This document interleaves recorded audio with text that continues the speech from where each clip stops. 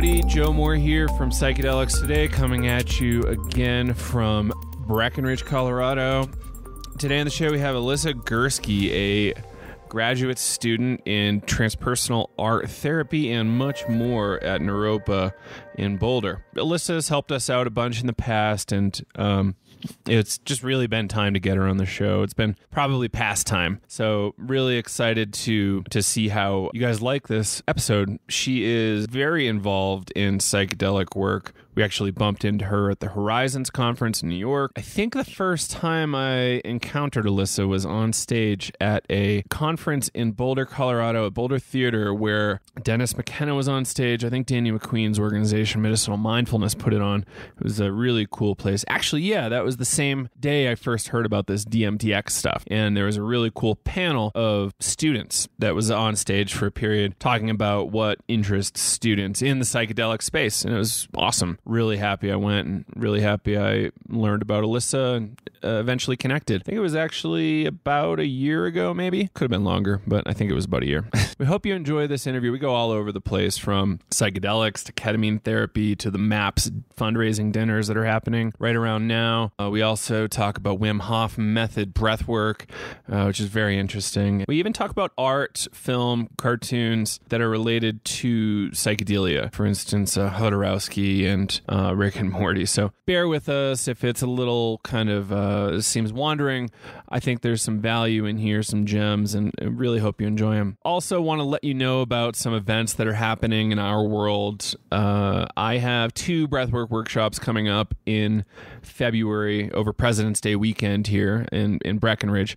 February 17 and 18, I have full day workshops, transpersonal breathwork workshops, where we will do pretty much the holotropic breathwork format for workshops. And yeah, we'll do partners and art integration. I have an incredible sound system and great playlists that I've put together. The events are always great. So if you're interested, it's breckbreath.com. You can also find more info at psychedelicstoday.com under events. And what else is going on? Myco Meditations. We're co-sponsoring a retreat with Myco Meditations in Jamaica, and that's pretty awesome. That's May 16 through 23. We're doing legal mushrooms in Jamaica at Treasure Beach, which is about 2 hours south of Montego Bay, and it's going to be amazing. So if you're interested in doing some legal psychedelic work with Kyle and I, come on down. We're really excited to be doing it with Eric Osborne of Myco Meditations, who I've heard about on the show in the past. Yeah, so May 16 through 23. If you can't make it, at least let us know you're interested, and let us know if you have any questions. So yeah, I think there's going to be about 3 to 4 trips, and we'll get a more detailed breakdown soon of what the days look like. And there's a lot of downtime because most of the trips are at night. So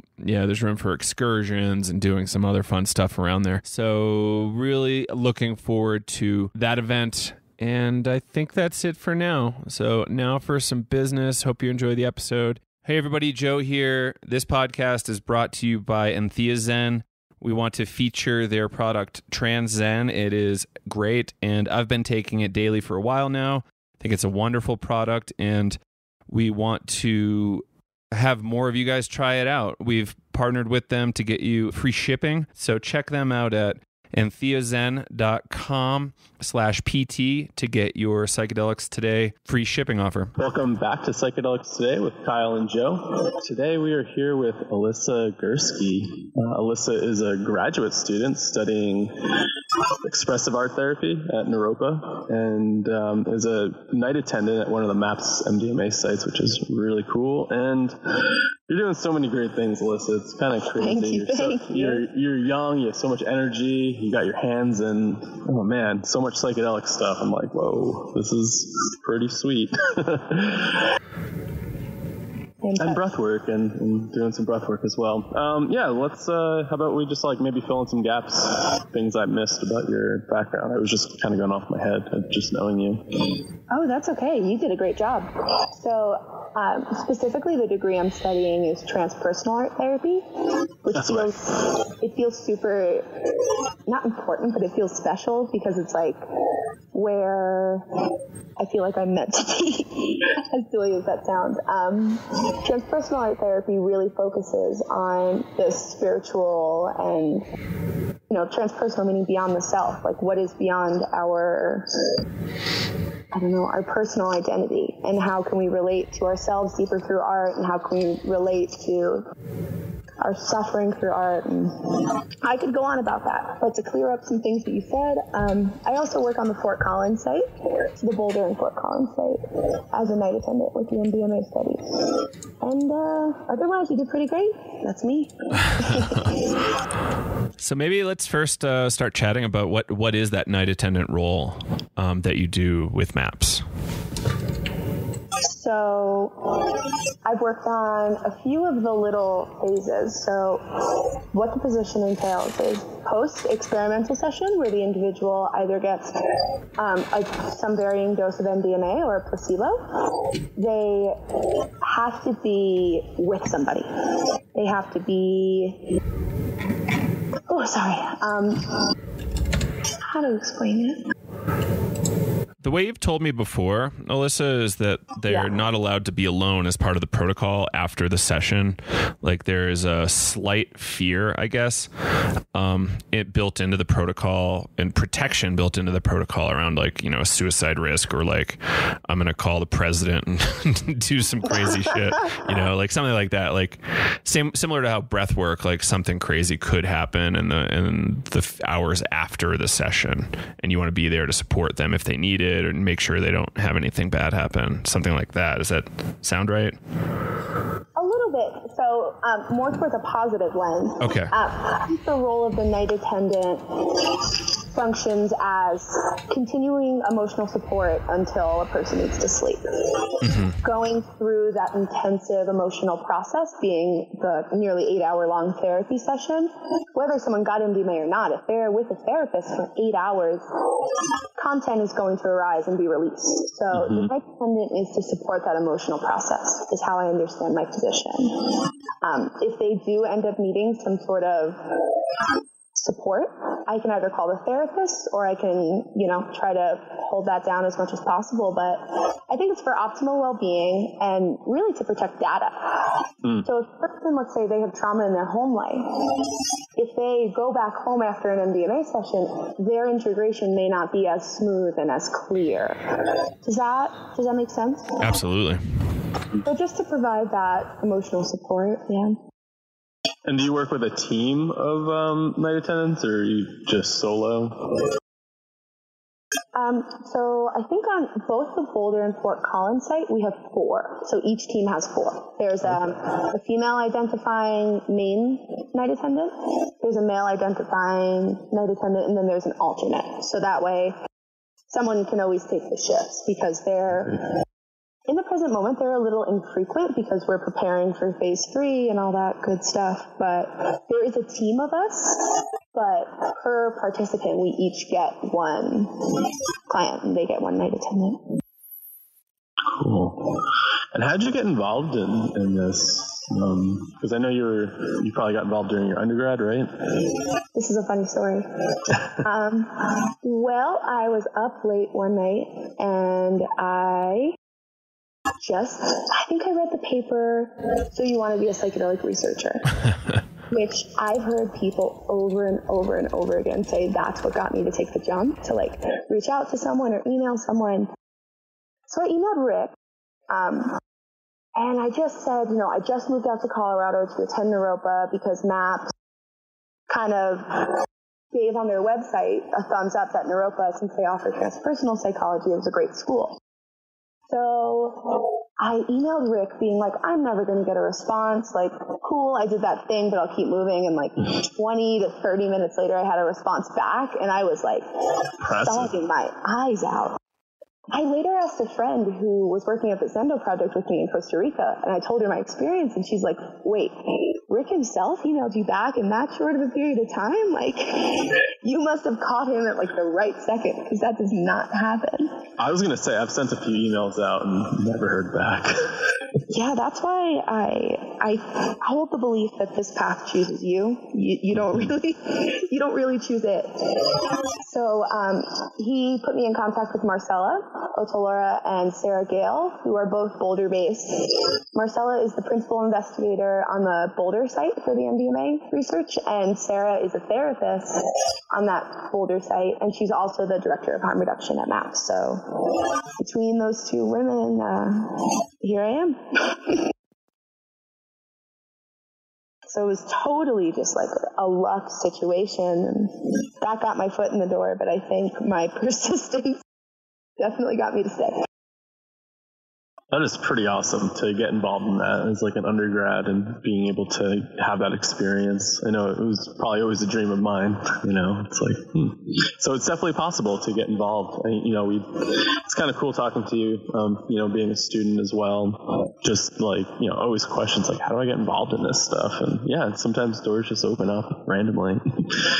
Yeah, and that's why I'm really grateful that you guys are giving me this platform, because I want students, I want anybody who has the same passion that I do to feel like they can get involved in this work, because this community, if you show up and you're willing to give some of your time, if you're willing to like stand together as a community, that's all I feel like the psychedelic community wants, is that continual support and willingness to show up. And sometimes it's not as immediate as my position, and I think that being able to volunteer time for tabling or even donating money, I know everybody hates that when I say that's a way to get involved, but it's true. Yeah, any way that, getting involved. Even the smallest things, you never know who's going to remember the small thing that you did that will kind of get you to that next step. So is there, what's been one interesting story, if you can share, about being a night attendant, or maybe like a story of healing, or, I don't know, anything that kind of pops in your mind?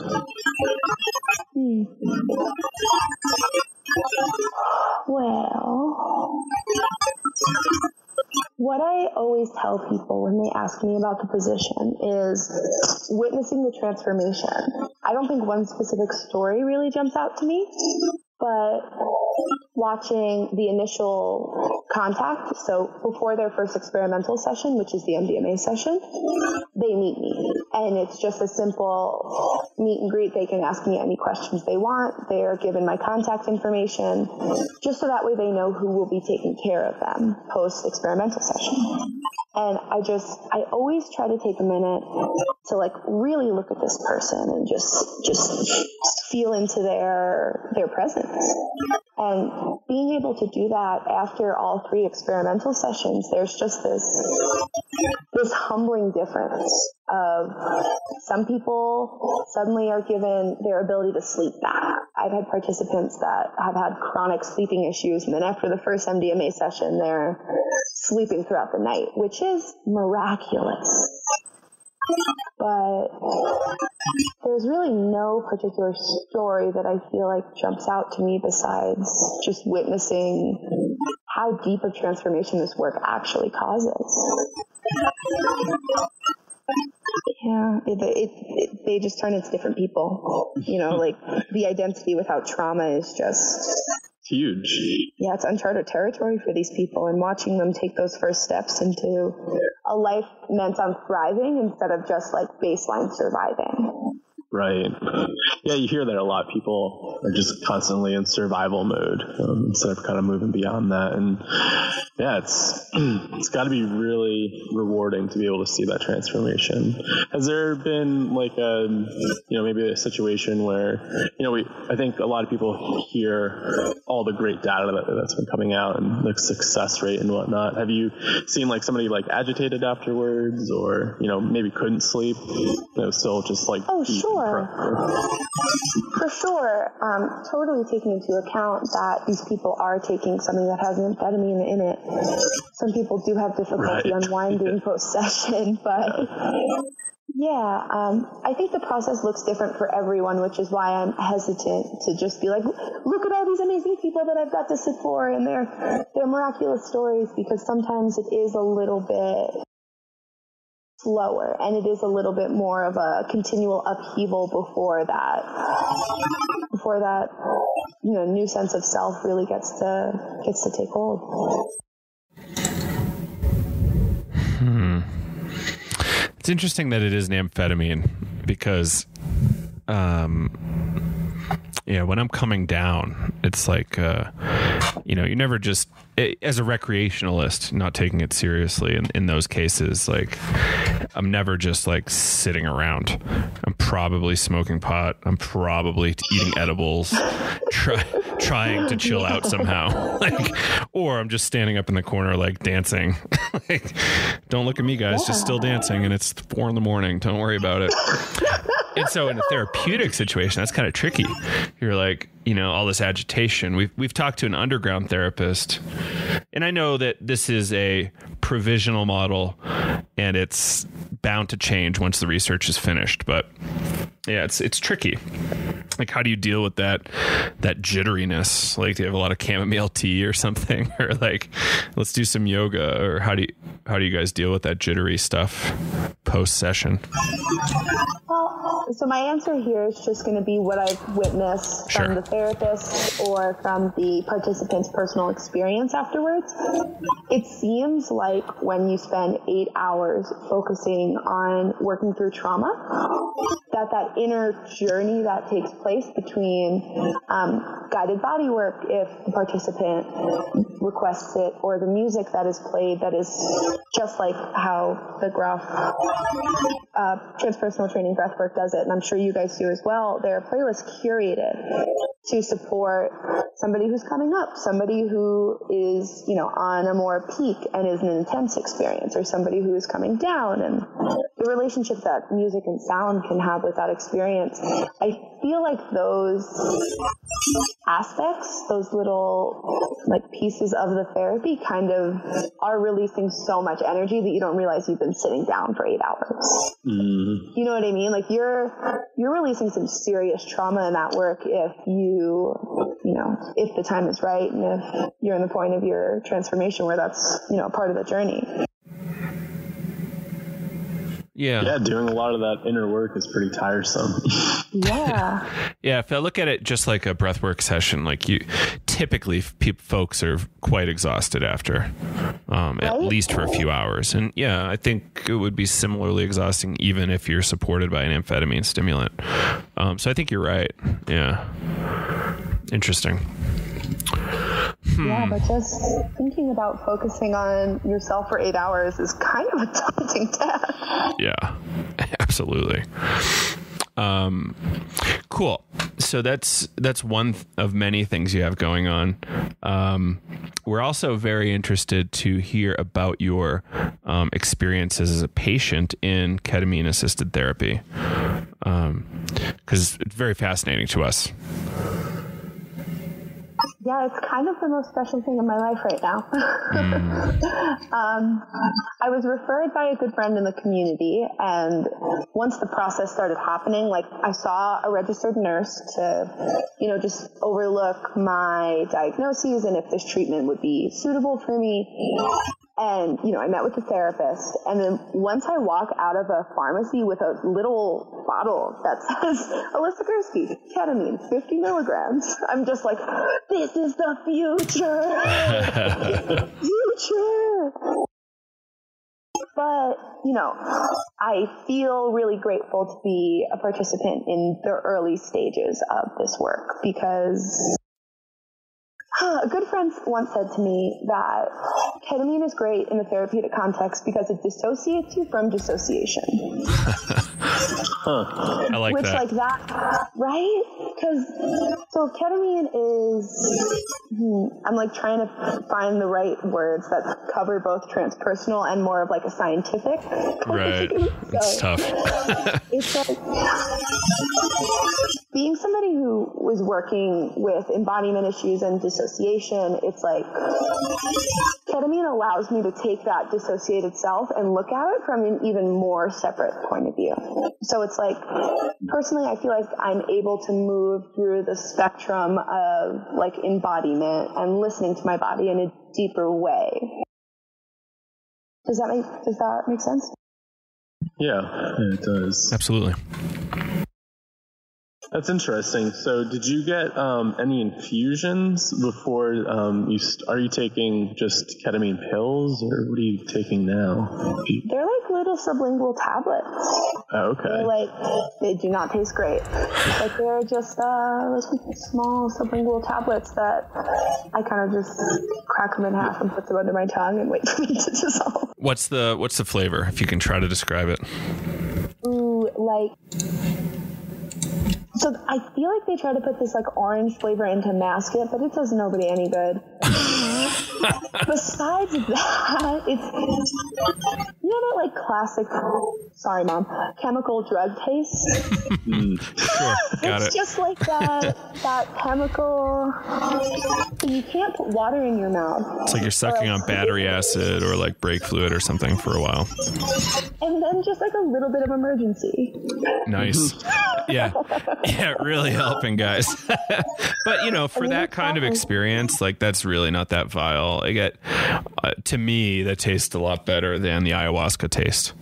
That's what I was thinking. Is like traditionally medicine usage, like you just got to deal with it. Yeah, right. It's like throwing a handful of mushrooms in your mouth. You're not doing it for the taste. No, and you're a lunatic if you are. That's one of the worst flavors. Yeah. All right, we'll keep going on the ketamine train. I almost got derailed there, but you caught yourself. Good. Yeah, thank goodness. So, okay, ketamine, dissociative, like, are you seeing, in your experience with these lozenges, are you having kind of quasi transpersonal experiences, or is it kind of like you doing your own kind of guided session on the couch, or how are you operating with it? So I have this amazing therapist, and she shows up in this way of you lead, I follow. Like, right. I feel like you need to be pushed, I'll push you, but most of the time she just encourages me once the ketamine actually kicks in to just listen to my own process and like feel into my body and notice where there's discomfort and kind of explore in that way. And most of the times I'll say something out loud and she'll encourage me to kind of repeat it and see how it lands in my body. And it's been, what was that? Oh no, so I was going to say, so you're actually doing this with a therapist, like you get the pills and then you go to a therapy session, and cool. Yeah, I think ketamine is, Schedule 3, which means it can be prescribed off label. But there are specific usages with it. So I can't take that ketamine without my therapist.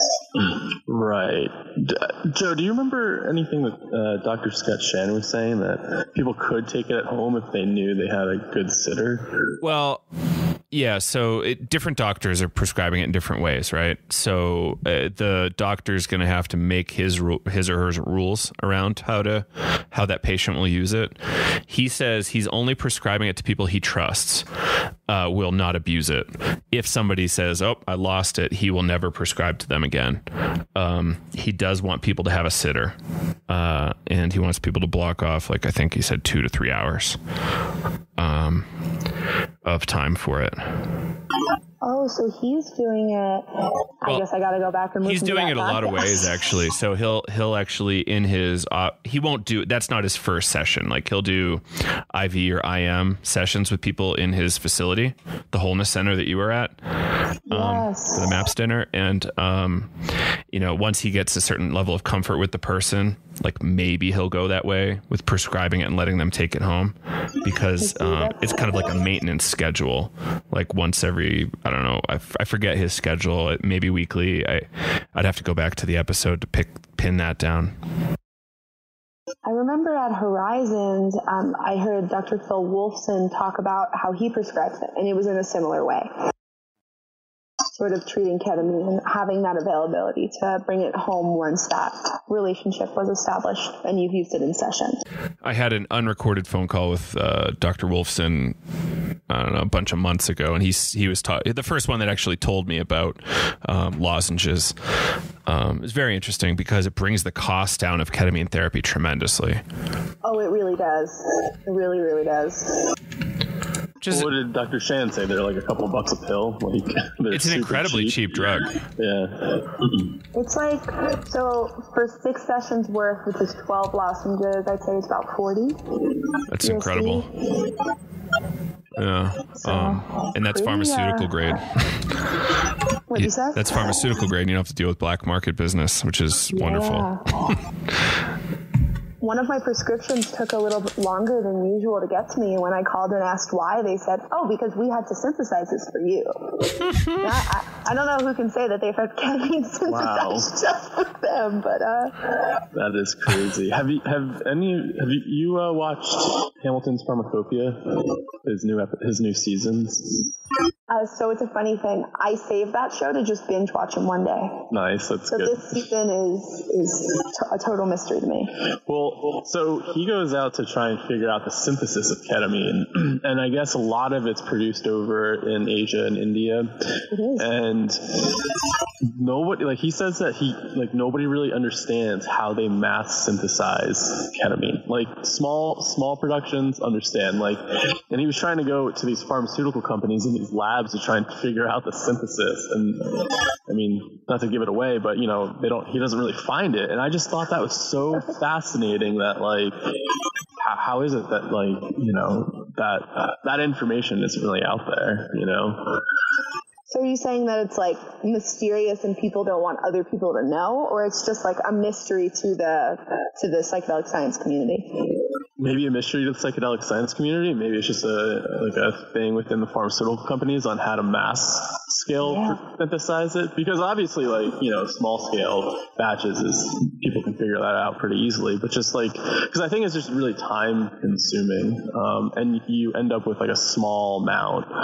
So they are all wondering how the hell is it done for pharmaceutical companies that it's a pretty widely prescribed substance in some sense with anesthesia or even within veterinary medicine. I don't know. It was fascinating. I really recommend checking that episode out. All right, I can put that in my calendar. I can start the binge early. That's interesting. So, can you talk about how ketamine therapy has been helpful for you overall? Oh, for sure. So, taking the time, I do it every other week, but so taking the time every other week for 2 hours to just begin to listen to my body has been the greatest gift. And learning how to listen to one's internal process is not a skill I ever really had. It's just for some reason, was not an ego resource that I had developed at a young age. So I think that was really bothersome for me. In studying trauma, I forgot, it might have been Bessel van der Kolk, but explain what's happening in the brain when trauma happens and traumatic remembering and being hijacked. I heard somebody once say that remembering a traumatic experience is like being hijacked. One cannot respond to the experience as they normally would respond to any other experience. So there's no control for the most part over what's happening there. Does that make sense? Mm-hmm. And learning how to learning where my edges are, learning where my edges are, and so that way I don't get hijacked. That way I don't get hooked into a story or hooked into a negative emotional experience or bringing that to my loved one. And I think when I was really, really disconnected between my head and my body, which I think for some people is still a foreign concept, but being introduced to that, I'm sure you can say a lot about that, Kyle. There's this sense of this mystery of what's below my shoulders.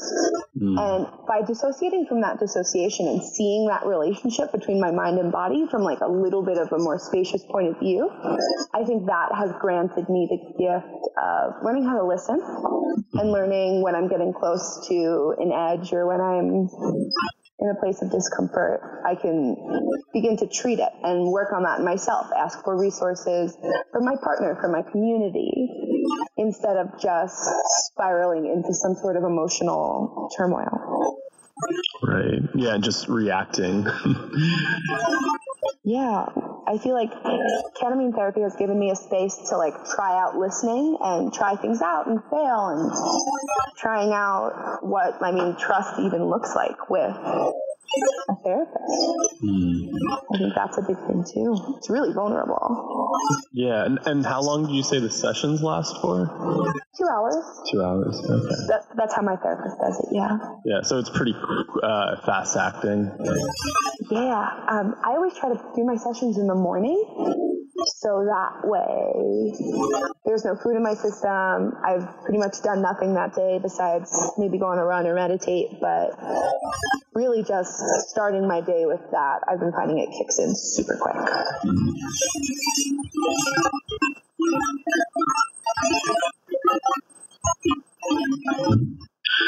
Interesting. So what is a session like when you break it down? Like, do you have any transpersonal experiences? I know you said like it really helps you kind of detach from detaching and being your body, but have you ever had like, I guess in like the IV and IM like infusions and injections, people can have like these outer body experiences and go into the quote unquote K-hole, or as we've been hearing a couple times, the Lego world. The Lego world. Damn, get me a ticket there. Well, do you know Shane LeMaster yet? Who? Shane LeMaster out of Fort Collins. No, is this a person I should know? Yeah, absolutely. He's a therapist. He's been on our show a couple times. Deals with a lot of addiction stuff, and also does a lot of work with veterans. Very into jujitsu. Very interesting story. He was claiming to microdose and win substantially more at tournaments while microdosing. Whoa. Also shared some very wild ketamine stories. I think he said something really intense, like it was a gram or a half gram incephalated in each nostril. So like double that number. I forget, listen to his episode for the facts, but it was really intense. It lasted like 6 or 7 hours, and he talked a lot about Lego World. Noted. Yeah, and Scott Shannon actually had some interesting things. He mentioned Lego stuff too when we chatted with him, from what I recall. Yeah, that's why I said, yeah. Yeah. Shane LeMaster is pretty incredible, though. Next time you're in Fort Collins, maybe try to hit him up. Scott, I think, could set you up. I'd love to make that connection. Or I could also set you up. Yeah, please. Yeah. You see, we do, I'd say, relatively lower dose as compared to IV or IM. Mm-hmm. We're doing like 100 milligrams sublingual. So I think I don't remember exactly what the absorption rate is, but it's a little bit lower with sublingual as opposed to IV or IM. Right. Yeah, there's definitely been some weird somatic experiences, but I haven't gone over that cliff yet. I remember as it was kicking in, I was focusing on my breath, and I had this weird image of myself jumping on a trampoline. But then jumping up, and then when I jumped down, like everything just pulling me down. Like that gravity just becoming this like magma ball of pulling me downwards. Like a lot of imagery of going into an ocean, being pulled downwards, but not in like a hellish way, but in like a more exploring the unconscious type of way is how I've processed it and understood it. Interesting. Yeah, I think Shane talked about like a swirl, getting sucked into like a swirl pool of water, like down a hole, as I remember. Yeah, it's interesting. That's cool. So how long have you been doing this for? Like if you were to measure like the benefit of it, like how long have you started? What were your symptoms like for whatever you were going with therapy for? you don't need to, disclose any of that. But, just like, how would you rate that? Like, how would I rate my progress? Is that what you're saying? Like, how would I rate how much it benefited my life? Or yeah. How much it's benefited your life, and like, how long you've been doing it for? So I think I had my first session in late August, early September. So like four months now, about. And man, to ask me how it's benefited my life, I feel like you'd have to ask my loved ones. I feel a greater ease in connection, which was a big issue for me. Isolation and depression and just not feeling motivated. And those are a few things that by building that relationship with my body, and I can begin to meet those symptoms. So how I understand the comparison, I know you didn't ask this, but MDMA therapy, I feel like blows people wide open.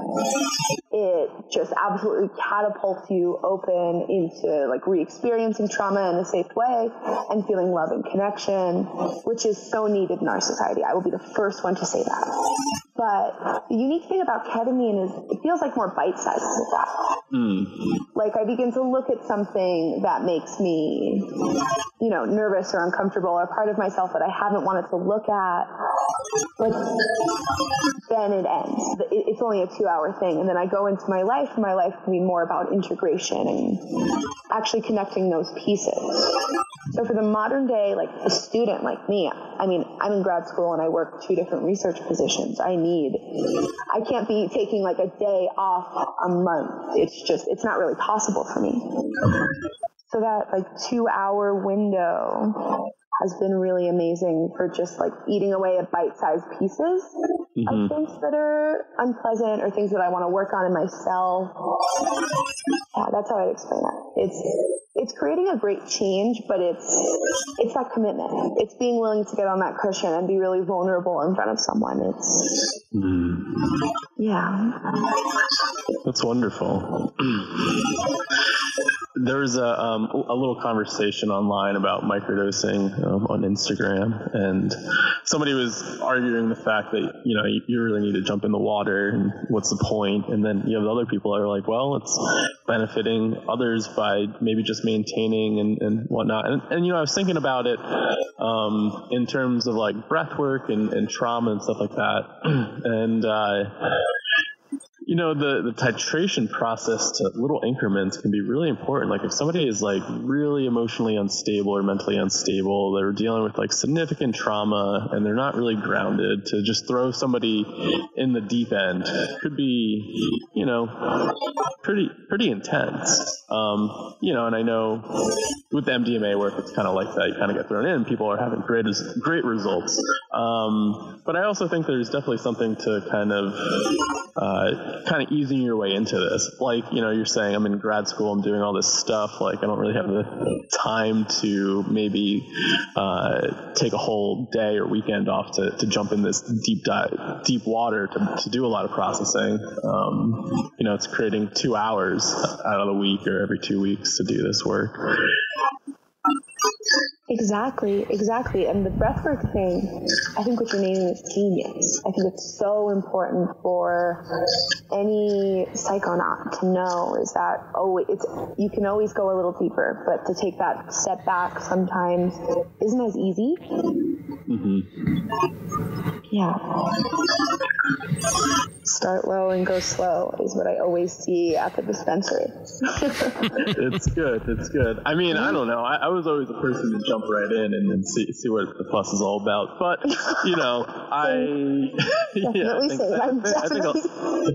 I think a lot of people are like that. But, I also think there is some benefit of like, just dipping the toes in, getting used to the water and learning how to swim before jumping completely in. Yeah, and I guess that's why we have services like Zendo, because they'll always be an anchor to help pull you back down, but it's just if you're willing to do the integration. I think that's the big piece with taking those deep dives, is being willing to take the time to come back up, not just like go back right to business as usual. Yeah, that's a good way to look at it. I get a little nervous because I see like one of the problems I'm seeing right now. I love Terrence McKenna, but one of the problems I'm seeing, at least on social media right now, is that people are kind of fetishizing McKenna and his work and this whole concept of 5 dried grams. And in Silent Darkness alone. Well, I don't think that's necessarily bad. I think it can be bad for lots of people that try it, because people that are going to try it may or may not have even done a psychedelic before. And, you know, it could just be a bad scenario, and, you know, lead to a lot of bad things. So I agree with you on this, you know, go low, start low, work your way up kind of thing. And, you know, yeah, marijuana edibles are a great kind of correlate there, because you just don't know your dose if you haven't really gone before. You know, 5 milligrams could be a lot for somebody in an edible, and for somebody we just talked to the other day, I think it was 200 milligrams was like an okay dose. Like, that's crazy, but I get it. That your liver processes these things differently, and people just get, maybe some people just like a different kind of high too. And can handle it psychologically. So who knows? But yeah, caution. And that's the confusing thing about trying to create community and like a safe structure around the stuff in a prohibitionist world. Is like how to properly share this information and how to support our community members. And like, if we could have some sort of better business bureau for sitters, you know, and like facilitators, that would be ideal. But we're just not in the day and age that we can have that. So I think even just creating dialogue about it with your friends or with your loved ones, and like always having a sitter, always having a sitter, for even if you're feeling bold and want to, you know, double or triple your dosage on something you've done before. I mean, I'm no medical expert, but always swim with a buddy. Real quick commercial interruption for you. So this episode is brought to you by TransZen, a product by Entheozen. Caitlin Thompson, who developed the product, is in our community and developed it for us by us.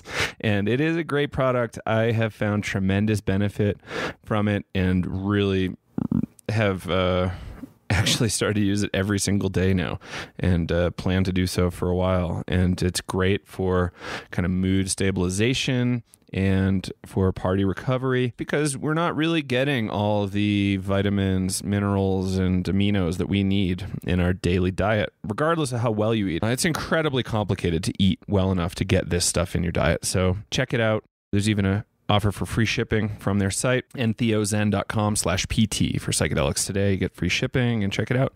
Thanks for supporting the show, and back to it. Even with scuba diving, you're never diving alone, or if you are, it's a bad move. And yeah, the psychedelic world actually lost Walter Pankey to solo scuba diving.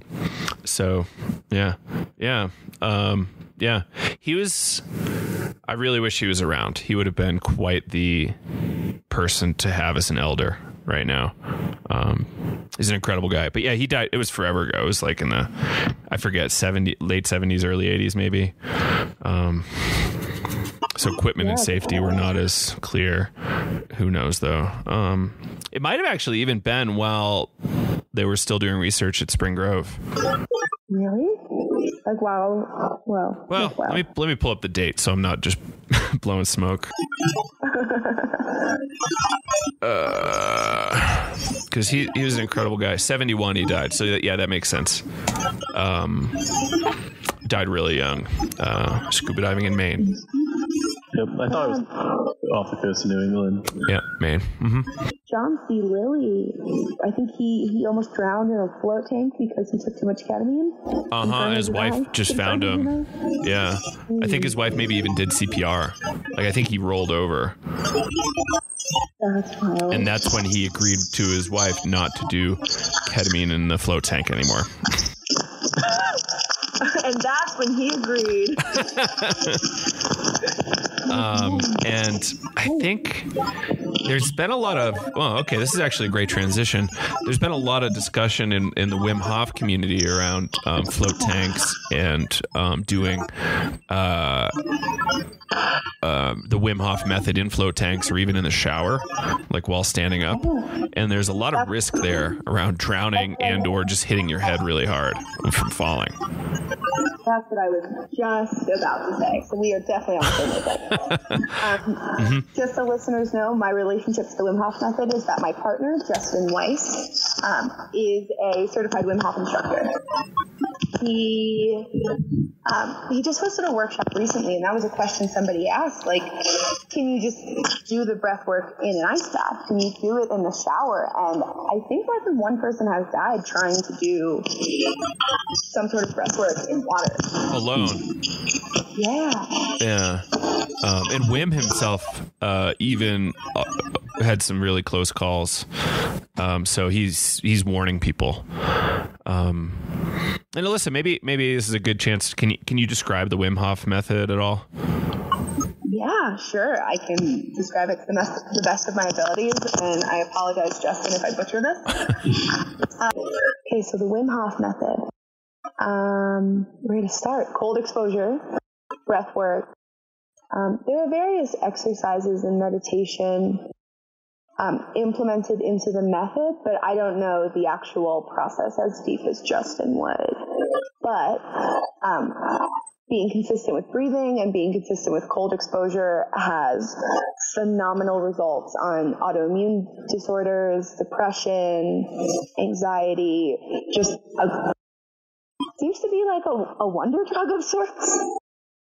Justin was telling me that they did this study where they gave people Ebola. They injected people with Ebola, and there was one control group where people just got this Ebola. And there was another group where individuals who had been practicing the method were injected with the same, I think it was Ebola or E. coli. It probably was E. coli now that I say it. Yeah, Ebola sounds pretty intense. Yeah, but E. coli is still kind of crazy. Yeah, definitely. Still a sickness that'll definitely knock you off your feet. But the control group, the experimental group that got the injection with doing the Wim Hof method didn't get sick, whereas the other group was vomiting and was sick for quite some time. Can you imagine wanting to sign up for that? Can you imagine being willing? Yeah, you can just inject me with some E. coli or whatever, and For the name of science. They got paid. Yeah, that is true. But yeah, I don't know. I don't know if I'd do that. It'd scare me. Spleen, I'd probably die. I think they did it, from what I can understand, people think Wim is an anomaly. They think he's the only person who can do any of this stuff. And I feel like Inner Fire started out of an effort of anybody can learn this. Anybody, any capability, any skill level can learn this. And I think that's why, to the best of my knowledge, these studies have been so extreme to be there's no way this is just a placebo effect. You're actually controlling your nervous system and various other parts of the body. And it's really awesome that, there's definitely research in meditative breath work and kind of deep, slow breathing for calming, and parasympathetic activation and whatnot. But, some of these more activating breath works aren't really researched well enough, and it's great that Wim has been able to get people to research them and just research his method, because it's definitely something that I've been looking into. Coming from a holotropic and transpersonal background, Groff talks about intensified breathing alkalizes the blood. You hear Wim say that, but beyond that, there's really not, I feel too much information on the physiological effects and how that's affecting us. What's some of the mechanisms that's kind of creating these non-ordinary states. So it's really cool that he's been able to get people to research him and develop some more insights on how breathwork works. Yeah, I think it benefits more than just the Wim Hof method, because like you're saying, when we're actually able to pin down what's happening to the nervous system and which levels are changing in the body following rounds of breath work, that's going to support more than just the hops. Like I said, it's going to support any breathwork practitioner to be like, listen, people did breathwork and look at this extreme difference in somebody's life. I mean, Justin had severe fibromyalgia before he started practicing the method, and he said this is the one thing. He changed his diet, and that sort of helped. He started exercising a lot, and that helped. But actually practicing the Wim Hof method has given him his mobility and his cognitive functions to his highest potential. Like I said before, people are learning how to really thrive instead of just surviving at a baseline level. Mm-hmm. And is he practicing every day pretty much? Or? Yeah. It's his whole life. And he takes an ice bath every day? Or some sort of cold exposure?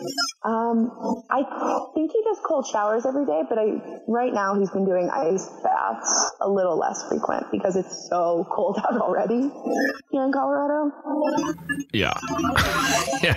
But for his workshop, he got this like horse trough, which is wild. So I'm sure he'll be using that a lot more now that it's here. Yeah, it's cool. It's very fascinating. People should watch the documentary Iceman at the very least. Maybe the check Vice one. I think that there was a Vice one. They did a pretty good job there. Some of his interviews with Joe Rogan were fun and helpful. I don't know what kind of media do you tell people to check out? When referring them to the Wim Hof method? Yeah. So like, you should look at Wim Hof. That's a good question. Totally transparent. I mostly just refer people to Justin because that's his like, let me give you a real life human who is so excited about this topic. Yeah.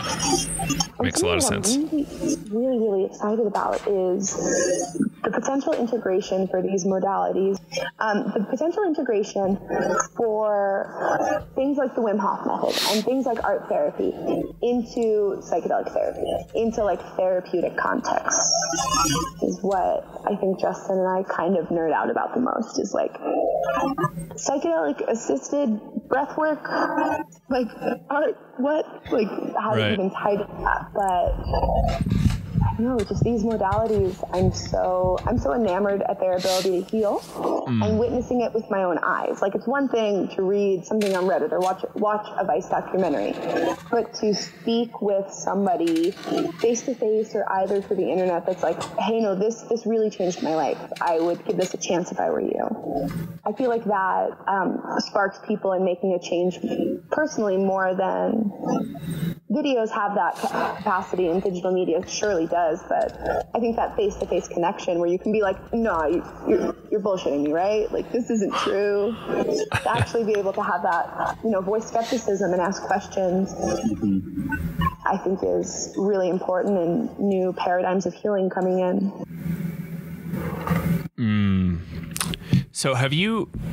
So we'll probably do some collaboration with Justin, hopefully in the near future, and get him on the show to get more in depth in Wim Hof stuff. But yeah, because there are stories that I would love to say, but I know that he should. I know that he should get them. Mm-hmm.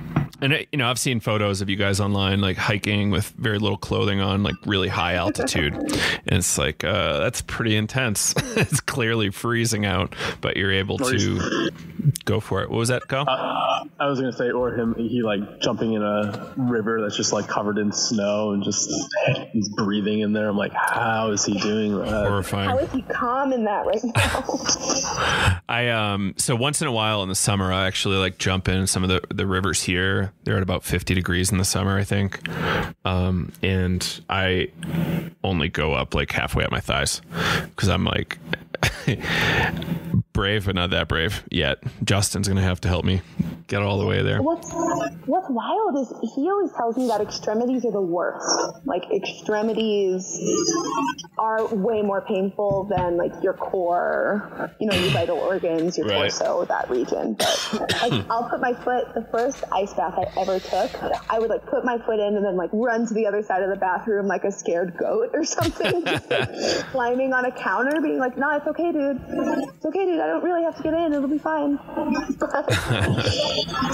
I mean, besides all the health benefits and the psychological benefits, people think that you're a badass when you post a picture like in an ice bath.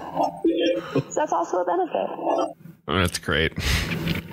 So you mentioned psychedelic assisted breath work, and we are putting on this retreat in Jamaica in May with Eric Osborne of Micro Meditations. And, we're going to be using mushrooms legally down there, but also introducing some folks to breath work. We're not necessarily looking at doing full sessions, but we're going to do some like maybe hour and some change sessions. But that's an interesting concept. Like, what if people had like 1.5 grams of mushrooms and we did breath work? Or, 2 grams or 4 grams. I don't know if you've heard these numbers, but people are eating 10 grams down there pretty regularly in a single session. Are they fresh? No, dried, powdered in pills, encapsulated. Yeah. So it comes on incredibly quick as in a capsule, especially powdered, because you don't chew it. Like your gut gets to just deal with the powder. It comes on incredibly quick. Yeah, guys, congratulations on that. That's a huge deal. Oh, thank you. Really excited about it. And it's not going to stop. It's not going to stop. I was looking into it, but hopefully they'll make some sort of like financing plan or student for us young folks that we're looking at a way to make it all the way cheap. But it's going to take a while and a lot of conversation with Eric about how to pull that off. Well, his nonprofit pledge is trying to raise funds for scholarships and to get people down there that necessarily can't afford it. So, and I think he said pledge has already hosted two people so far. I mean, that's it's slow. They're trying to raise money, and for anybody that can pay the price, I think some of that goes into it. Or he'll be hosting other retreats that help fund that. So, cool. I'll keep my eyes out for pledge then. Yeah. Yeah, and you're on our list for people that might be able to help us in the future too. So you personally might be okay. Thank you, my friend. Yeah, I'd love to be able to add that. That's the really cool thing about transpersonal art therapy is I feel like it'll just perfectly be able to synergize with all of my amazing friends' work. Yeah. Like, not just even having the art therapy background, but understanding like the transpersonal nature of how art can help us integrate and art can help self-knowledge. So when you ever need a girl for that, I'm that. Fantastic. That girl. Kyle, you were saying before, if I can ask questions. Yeah. You were saying before that in a breathwork you integrated some art. What does that look like on your end? Oh, right. Yeah. So one of the components of transpersonal breathwork is creating a mandala. So I'm guessing you didn't do that. Did you do breathwork at SciScience? No, I did do a module with the Graph Transpersonal training team. Oh, okay, maybe that's why I got confused, because you did bring that up. So after a breathwork session, participants will, instead of just getting in their mind and trying to process it, we ask them to put that experience, however it shows up, down on paper. So you're not writing or trying to verbalize it. And sometimes that's just taking like a marker or some paint and just making some squiggles. Because people are like, I'm really crappy at art. It doesn't really matter. It's about getting what, your experience down, however that is. And I always come back to listen to your body and just kind of follow your body. So whenever I end up doing art, I always stress about it. I'm like, I hate drawing. And then, I just listen to my body, and sometimes I'll just let my hand go and, do some things here and there. And then all of a sudden I end up with a picture. And so, it's just another way to move that process and that experience forward. And it also adds a really nice integration tool later on when you have this experience experience to look back on. So our teacher Lenny actually has this really amazing story that we have in our integration course about his mandala and how it was like ended up foreshadowing something in his life that he thinks his body intuitively picked up on during the breathwork session and put it down on the paper. And then, just looking back at it, he's like, wow, it was all right there. Yeah, you're touching on something really important in art therapy too, is that the unconscious has everything. Everything that we ever need to know, all of our innate wisdom, and how art is just that. Art is just the expression of our own innate wisdom and our own uniqueness. And if I had $1 for every time someone said I'm bad at art, I'd be able to pay off my student loan.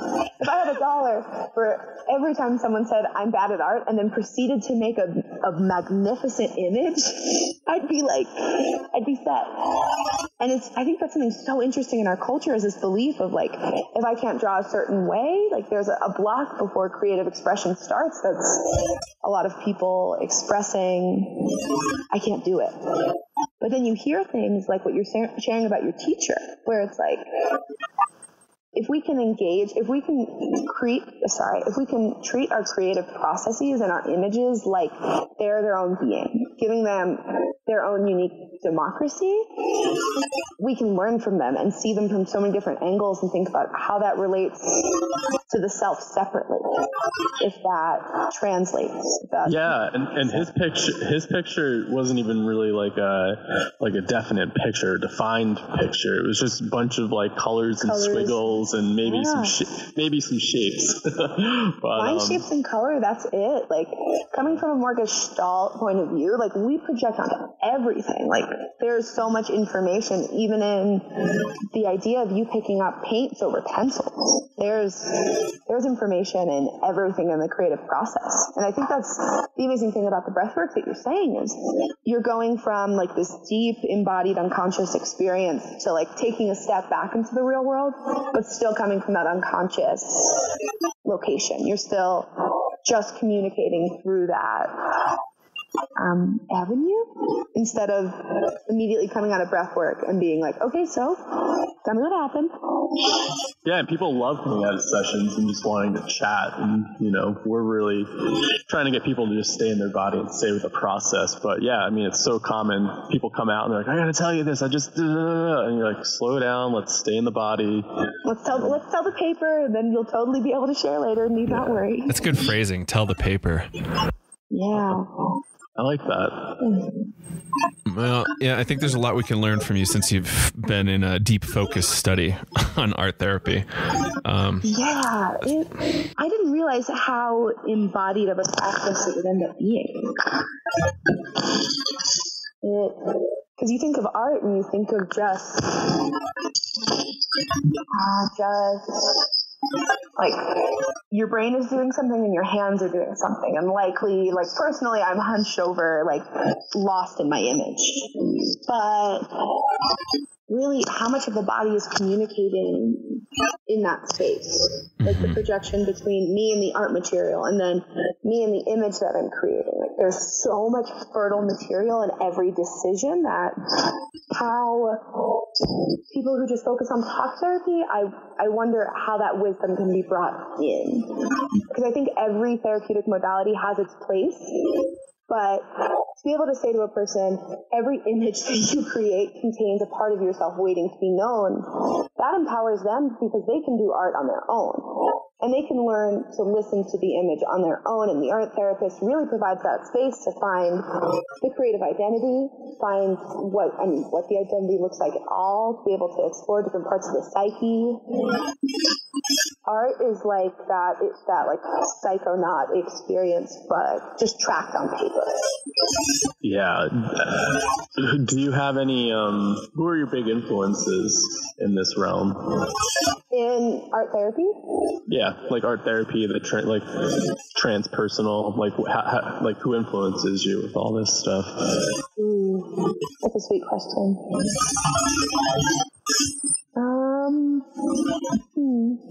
One of the women who founded the field of art therapy, her name was Edith Kramer, And her work is phenomenal because her big emphasis is on this concept of having sustained engagement with art, that so much can happen if we are engaged with something over a long period of time. Just being willing to come back to a topic. And I think that's translatable for other realms as well, for other modalities, especially like this breath work. If you stay with something long enough, it's going to change. So her, the director of my program at Neuropa University, he's a really, really special man. His name is Michael Franklin, and I don't think he's too keen on the psychedelic use, or like the integration of psychedelics into therapy. From what I can pick up on how often I'm like, oh wait, but wait, you're missing but Sandgroff did LSD research, what do you mean? Little things like that, but he is like the embodiment of transpersonal art therapy, like art as a spiritual practice. And to be able to, I think reading is special because we can learn from teachers that have passed, but to be able to find a teacher in real life and work through transferences and work on projections and then learn from their own innate wisdom is one of the greatest gifts, and I think why I want to be in school forever. Because finding teachers and being a teacher and community support is a huge thing for me. Michael and Edith, there aren't many people who are doing transpersonal art therapy. I mean, right. Well, I mean, you could even maybe think about Jung, or I know exactly. I've seen you post stuff about Jodorowsky, and I feel like you're a big Jodorowsky fan. And, I mean, that is like transpersonal art, archetypal. Like, I don't even know. It's just so so weird. You dropped the Yodo bomb. I was hoping he would come up. Oh. Yeah, Alejandro. This is something I don't really tell many people, but it's on a podcast now. I consider Alejandro Jodorowsky to be my spiritual teacher. 100%. I consider him to be my spiritual teacher. If anybody listening to this has not seen The Holy Mountain, go watch The Holy Mountain, and then get somebody to help you integrate it, because it's one hell of a movie. But yeah, he is one of the biggest influences, I think, in my spiritual development, in my development as a therapist. He also really focuses on arousing the unconscious and committing acts that focus on the unconscious as opposed to letting the rational mind run the show. And yeah, he's trained in like every spiritual discipline. He's done some wild things. Yeah, I guess he's probably more well known in like the psychodrama world, maybe versus art. But yeah. his stuff is so. I mean, that's I feel like that's art right there, you know? Yeah, well, I think that's where it moves out to the expressive art therapies. Like, more drama therapy is what his acts would fall under. But in a lot of his books, I think this one I'm reading right now called Metagenealogy, the first chapter is called From Art to Therapy. And it was like, Yoda, come on. You couldn't be giving me any more of a sign here, my man. Yeah. So it's super wild. Like, people don't necessarily understand, like, we're talking about him. Like, they don't really necessarily get it, but it's some of the craziest visual stuff. Kyle, have you seen Holy Mountain? I have, and the one guy at my work, the one residential home, he was obsessed with Jodorowsky. We had his tarot deck. Yeah. We ordered a few of his movies. We ended up, it was. I've seen The Holy Mountain. I forget the other one that we watched, but man, yeah, it's something. El Topo? It might have been El Topo, yeah. Is it like the spaghetti western feeling one? I don't remember. It was a while ago. Okay. I think that's number 2 in popularity in his work. See, I think that Endless Poetry, which came out not too long ago, and then the sequel in that series, The Dance of Reality, that's what one of them was, Dance of Reality. Oh my gosh. So in those films, he took his personal childhood and laid it out in a way where he could re-experience certain parts and have healing experiences. And using the film for himself and having it be just about his and his family's process. I mean, it's so inspiring. But he's a trip, man. He definitely has pissed a lot of people off and definitely has a cult following. But to be a tarot card, like a master tarot card reader, to be a psychotherapist, to be a filmmaker, to be a comic book writer, all in one, besides, all of his family roles of being a parent and a husband. He just has blown my expectations for what a human can do with their life. Because I feel like I've always been told, you have to do this one thing. You get a degree and then you do your one thing. But I feel like Yodo has this energy of I'm just going to do whatever I want, however I want, and you're going to be mad about it, and then that's your shit to work on. Do you know what I mean? Yeah. I feel like he arouses such deep places of confusion in people, so that way they have to go home and look at that. Yeah. I feel like I light up every time I talk about it. It's good to have that. I remember not that long ago, you posted some images on your Instagram with Rick and Morty copying scenes straight out of Holy Mountain. Nobody ever confirmed or denied that, though. Isn't that... Well, but it's obvious, real, though, right? You look at it and you go, yeah, that's clearly that one scene when the guy was wearing the funny hat and the weird, temple thing. Yeah, when the alchemist is waiting at the end of the hallway past the rainbow room. Right. Everyone listening to this is probably what? Yeah, exactly. But it's incredible. It's psychedelic art, and it's influencing our current psychedelic, if you want to call Rick and Morty art, which I think it is. It's psychedelic art. And yeah, Kyle, do you have any experience with Rick and Morty yet? I've seen a few episodes. Yeah, I know everybody's really obsessed with it. I just haven't. I don't watch too much TV, but I should sit down and watch it on some days. Sometimes that pushes me away from things. When everyone's like, this thing, I'm just yeah. How do I? Yeah, it's incredible though. It takes an incredible amount of work. It is TV, so people are just I don't do TV because I'm enlightened. That's an attitude I see from folks often. And I get it. It's kind of mindless, but people, if you find the right pieces of video, it is art for sure. And it can be a psychedelic experience. I think everything's a metaphor, and it just depends which metaphors we're letting infiltrate our unconscious. Right. Thinking about the hero's journey, that's Joseph Campbell, I'm pretty sure. Yep. Looking at that, it's what are our cultural myths? What myths are we letting infiltrate our mind? Yeah. Mm-hmm. Yeah. I let Tim and Eric in. Oh, I let Tim and Eric in so deep. And that's the thing. Trying to balance being a spiritually oriented, open-hearted healer that also really, really loves Tim and Eric. Yeah, right. It's unbelievable. It's so funny and it's so creative, and at the same time a commentary on our culture. It's just and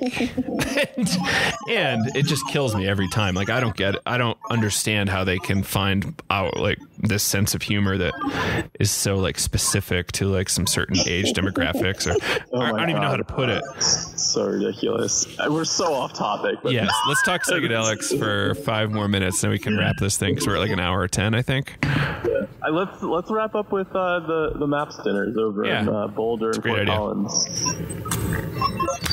Okay, well, to preface this, the Pineapple Fund, this mysterious figure known as Pine had powerful psychedelic experiences, actually with ketamine, that led them to want to give to society and give back some of the large sum of money that they had made off of Bitcoin. So they donated MAPS $1 million, and then I'm not quite sure what the interaction was like, but there was some interaction where Pine then said, if you can raise 4, I'll match your 4 million. So because of that, MAPS is on this fundraising, trying to meet that. I wouldn't say fundraising rampage, but I'd say like a swift fundraising movement right now. Which, like, if you are in a financial place to donate to MAPS, this work is going to absolutely change the world, and I'm so lucky to be a part of it. But if you are in a place where you can donate to MAPS right now, for every $1, it'll be matched, and I think that's so amazing. Mm-hmm. So the dinners, there's a really big emphasis on that fact that somebody out there is so generous that they, without being known, they want to donate an additional $4 million to, or I guess that'd be 8, but from them, $4 million to be able to further the psychedelic research that's happening. So the dinners were so sweet. I mean, the last time I got to see everyone from MAPS personally was psychedelic science, besides, the teams that I work on. And it is just the kindest and most open-hearted community, as you'd expect. But the Boulder site, there were a few speakers. It was Rick and Sarah Gale, Bruce Poulter, and Marcella Otolora, who are the principal investigators and therapists on the MDMA site in Boulder. And a participant from one of the studies, his name is James Casey. He's a good friend of mine. And the Fort Collins, I had to leave a little early from the Boulder one, but it was a beautiful event. Fort Collins dinner, it was the whole Fort Collins team. So Dr. Scott Shannon, who was on Psychedelics Today previously, and Craig Heacock, who is, he's a psychiatrist, he's an addiction specialist, but he's based out of the Wholeness Center as well. Rick spoke that night, and I was so sad that I missed this at the Boulder event, but I got to see it at the Fort Collins event. After, some of the biggest, the people at the front of this movement spoke, they opened up the floor for anyone who was in the room to speak, to either share how you got to this work, how you got to this dinner, like what your relationship to psychedelic healing is. And it was, man, I cried like a baby. Seeing community come together and give their money, give their time to help this movement, but then to take it a step further and be vulnerable enough to share that. You know what I mean? To share that, their own story, and be witnessed, and really build community around these movements. And I think that's an amazing thing that MAPS is doing, is trying to help people build community. Yeah. That's wonderful. I really love the dinner idea. Was there a good turnout? Yeah. To my knowledge, the Fort Collins event sold out. Nice. Yeah, well, they started psychedelic dinners, I believe, sometime last year. Yeah, it was 2015 or 16. Well, maybe it was 16, because I hosted one in Vermont. We had a great turnout. We had awesome. 40 people show up, I think. And I went to 2 in Vermont. Actually, one was 2 hours south of Burlington, and that one was at a great restaurant owner kind of coming out of the psychedelic closet. Everybody was sharing their stories. Yeah, and it's a really great way to build a psychedelic community, and anybody can host a dinner. You can get in touch with MAPS, and I forget what it is. It's just like psychedelic dinner, and they'll give you some promo stuff, and you can help fundraise some money for MDMA therapy. Yeah, and to help people take that place of leadership. Mm-hmm. I mean, that's such an amazing way to get involved, to be courageous enough to host a dinner and help bring community together. And that's why I have so much love for the people at Symposia, because psychedelic storytelling brings people together. I can't tell you how many of my personal friends in the community I've gotten closer to because I've heard their stories or they've witnessed mine. And or I begin to see my people that we put on pedestals in the psychedelic community. I begin to see them as people when they're willing to be vulnerable and share their experiences. Like, oh man, okay, you have bad experience or difficult experiences too. You're just a human. A humanizing and connecting experience for sure. Did Rick have anything new or interesting to share at the dinner? Just because of how much this is a part of my kind of everyday experience, not to me personally, but hearing him talk about what this is going to, like what the finish line is going to look like. Hearing this determination in Rick's voice was really touching to me. So though I didn't really learn much new stuff, saying this should be legal by 2021. This therapy training should start happening at this time. And, within the next 10 years following legalization, we should have this many clinics around the country. And it's just having that sort of determination after 30 years of hard work. I'm sure it must feel amazing. Yeah, I bet.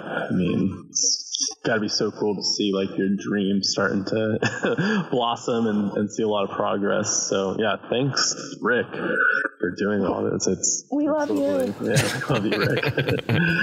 And everyone else at MAPS. Man, yeah. MAPS has such a killer staff. I feel so lucky to call them my friends. And did with this $1 million that just got donated, do you know did they give an update on how much they need to complete phase 3? Oh man, I wish I had that number off the top of my head. Yeah, no worries. I was just wondering if they maybe gave an update now that they've got $1 million from the Pineapple Fund. I'm sure post March, after this fundraising season is complete, they'll have a more roundabout number. Cool. But that's just not something I know. Yeah. But the Austin dinner is at Aubrey Marcus's house. Whoa. Nice. Isn't that wild? Yeah, that's something else. Huh. And for those who don't know who Aubrey Marcus is, he owns and runs On It. It's a kind of a human performance optimization company. Yeah. He's an advocate for psychedelics and ayahuasca, friends with Joe Rogan. And yeah. Precisely. One interesting fact, because I'm from New Hampshire, it makes sense for me to talk about it. One of the founders of On It is Bodie Miller, former Olympic ski racer from New Hampshire. So I think that's also interesting. One of the supplements they used to make, maybe they still do, is to prevent bones from breaking from ski accidents. Oh, really? Yeah. I don't know how well it worked, but Bodie Miller was helped design it. When you're flying through the air at 90 miles an hour, sideways and upside down, it's great to have a little extra insurance on your side. Yeah, just know that the vitamins you're taking may or may not help. Yeah, exactly. He thought they did somehow. Who knows? Maybe because he helped formulate them, but whatever. It's an interesting company. We tried to get sponsored by them. It didn't fly, but maybe in the future. Yeah, maybe in the future. Justin and I always joke that we'll know that we will have made it career-wise when we can afford just to buy On It products without stressing about it. Yeah. Yeah, absolutely. I love their products, but the price is very high all the time. Kind of for a good reason, I guess, but maybe not. I don't know. It's hard to say. But I do like them as a company quite a bit. Yeah. All right, cool. Anything else we want to throw out, Alyssa? Social links or anything, or website? Ooh, yes. Justin, if you're interested in talking about the Wim Hof method, he can be found. Killer website. So happy he got this one. coldexposure.org. Wow, how'd you get that? Wow. He just got so lucky. coldexposure.org. I own psychedelicarttherapy.com, but nothing has happened with it yet.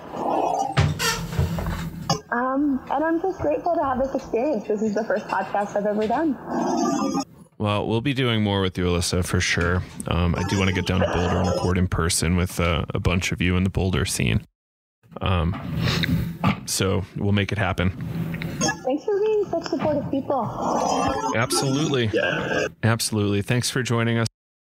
So there you have it. Alyssa Gursky, graduate student at Naropa, studying transpersonal art therapy, involved heavily with MAPS, very soon to be on her way to being a professional psychedelic therapist or researcher, whatever she chooses, and also involved with breath work. Hopefully we can do some breathwork workshops with her and her partner Justin in the future. Wim Hof is obviously very interesting stuff, and I'm sure we'll report more to you in the future on that. The stuff about ketamine therapy is obviously super interesting as well, so hopefully we can get some more information there for you. If you want to support the show, please do support our sponsor, Transzen. Ad coming up in a minute. And also, if you want to get access to interviews early, maybe check out our Patreon, patreon.com/psychedelics today. We post every interview we do almost immediately up there, sometimes without edits. So check those out. We try to give as many extras as possible. We also have events coming up that you can support. February 17 and 18 here, 2 different one-day breathwork workshops in Breckenridge, Colorado, transpersonal breathwork. We also have the Myco Meditations Retreat coming up May 16 through 23 in Jamaica. That's going to be amazing. And I think that features 3 to 4 mushroom trips. I think 4. So really, come check that out, and that'll really help us out here at Psychedelics Today. If you're up for it, maybe leave us a review on iTunes or Facebook. Both of those would be incredible. And important to note, Kyle actually launched a beta project class of our Navigating Psychedelics course, and it is a special class that features 8 weeks of in-person instruction, or not really in-person, online instruction from Kyle, and I'm going to try to come to a bunch of the classes as well. So it's instructor-supported live education, and it's everything we teach plus more integration. And we're going to teach you hopefully everything we know in that class, and it's only slightly more than the class normally costs. You can find that at psychedelicstoday.teachable.com or psychedelicstoday.com. And I think that's it for now. Thanks everybody for listening, and see you next time. Joe Moore signing off from Breckenridge, Colorado. We are sponsored now by Transzen, a product from Entheozen. Caitlin Thompson, who's a member of the psychedelic community, runs events in San Diego, developed this pretty much for herself, and she uses it every day. I now use it every day. I think Kyle as well. And it's a really cool product that fills in a lot of our nutritional gaps. A lot of our behavior and moods come from your diet, your gut biome, and a lot of other factors. But something we can easily control is our nutrition. And this supplement fills out a lot of vitamin, mineral, and amino acids that can really contribute to feeling better. It includes dopamine precursors, serotonin precursors, a lot of B vitamins at reasonable doses. It's not anything crazy. It's not like you're going overboard. And it's just a really nice product. I've found that it's really lowered my day-to-day stress. So like the peak stress I would experience with my day job, it's substantially lower now. And using it as a recovery aid after partying, that is for sure a great use case as well. She used to make a product called, or she's still making it and selling it, but called Weekend Warrior. And Transzen is effectively Weekend Warrior 2. And it's not just for partying anymore. It's for day-to-day stuff, and it's great for us in the psychedelic community. A lot of us are using psychedelics to feel better, and if we don't use them regularly enough, sometimes you feel cranky. Perhaps that's because of gut biome stuff or nutritional deficiencies in some really niche areas like B6, and I wholeheartedly endorse it. That's why we've decided to work with Caitlin as a sponsor, and really excited to see where this goes. So check it out, Transzen from Entheozen, entheozen.com, ENTHEO zen.com. Go to entheozen.com/PT, and you can get a special deal of free shipping. Check it out. Let us know what you think.